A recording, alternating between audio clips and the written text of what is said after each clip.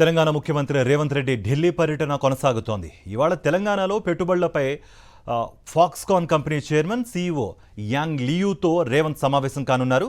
IT పరిశ్రమల శాఖ మంత్రి శ్రీధర్, పలువురు ఉన్నతాధికారులు సైతం ఈ సమావేశంలో పాల్గొంటారు. మరోవైపు ఏఐసీసీ అగ్రనేత Rahul Gandhi, AICC general secretary K వేణుగోపాల్తోనూ సీఎం రేవంత్ రెడ్డి ఇవాళ భేటీ కానున్నారు. నూతన పీసీసీ అధ్యక్షుడి ఎంపిక, కేబినెట్లో కొత్త వారికి చోటు, రైతు రుణమాఫీ అంశాలపై వీరు చర్చించే అవకాశం ఉంది.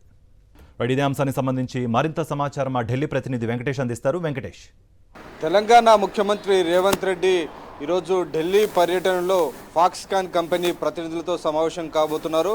ప్రధానంగా హైదరాబాద్లో ఆ కంపెనీకి సంబంధించినటువంటి పెట్టుబడులను ఆకర్షించడమే లక్ష్యంగా ఆయన ఈ సమావేశం కాబోతున్నారు. ఈ సమావేశానికి రాష్ట్ర ఐటీ శాఖ మంత్రి శ్రీధర్ బాబు, అలాగే ఐటీ సెక్రటరీ జయేష్ రంజన్ సహా పలువురు ఉన్నతాధికారులు కూడా ఈ సమావేశంలో పాల్గొనున్నారు.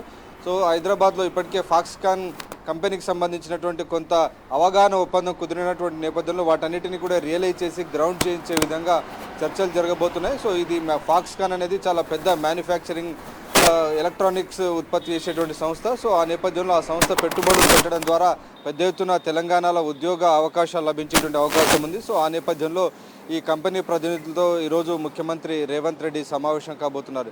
ఇక వీటితో పాటు ఇక పార్టీ విషయానికి వస్తే ఈరోజు పార్టీ అధ్యక్షుడు మల్లికార్జున ఖర్గే, అలాగే ప్రతిపక్ష నేత రాహుల్ గాంధీ, అలాగే జనరల్ సెక్రటరీ కేసీ వేణుగోపాల్తో కూడా సమావేశం అయ్యేటువంటి అవకాశం కనబడుతుంది. ప్రధానంగా తెలంగాణ పీసీసీ అధ్యక్షుడిగా రేవంత్ రెడ్డి టర్మ్ ముగిసినటువంటి నేపథ్యంలో కొత్త అధ్యక్షుడిని ఎంపిక చేయాల్సి ఉంది. కానీ ఇప్పటివరకు ఆ ప్రక్రియ ఇంకా మొదలు కాలేదు. సో కొంత గతంలో ఒక నెల 2 నెలల కిందట దీనిపైన ప్రక్రియ కొనసాగినప్పటికీ ఆ ప్రక్రియకు మళ్ళీ బ్రేక్ పడింది. కొత్తగా పార్టీలోకి వచ్చేటువంటి ఎమ్మెల్యేలు ఉన్నటువంటి నేపథ్యంలో క్యాబినెట్ విస్తరణ కూడా జరగాల్సి ఉంది. సో క్యాబినెట్ విస్తరణ, పీసీసీ అధ్యక్షుడి ఎంపిక వ్యవహారం ఒకదానితో ఒకటి ముడిపడి ఉన్నటువంటి నేపథ్యంలో రెండింటిపైన నిర్ణయాలు తీసుకోకుండా ఏఐసీసీ పెండింగ్లో పెట్టింది. సో ఈరోజు మరోసారి ఈ అంశాలపైన ముఖ్యమంత్రి రేవంత్ రెడ్డి ఏఐసీసీ పెద్దలతో చర్చించేటువంటి అవకాశం కనబడుతుంది. అలాగే ఇటు తెలంగాణ పీసీసీ అధ్యక్షుడి రేసులో చాలామంది కనబడుతున్నారు. ఇప్పటికే వర్కింగ్ ప్రెసిడెంట్గా ఉన్న మహేష్ కుమార్ గౌడ్ ఫ్రంట్ రన్నర్లో మనకు కనబడుతున్నారు. ఆయన గత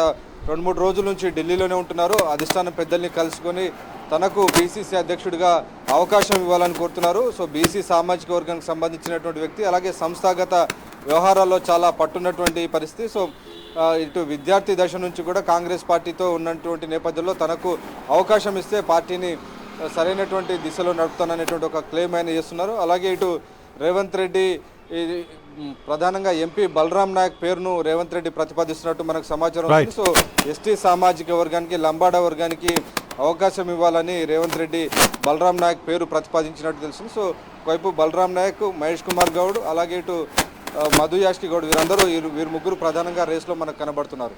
right Venkatesh, thank you for the update.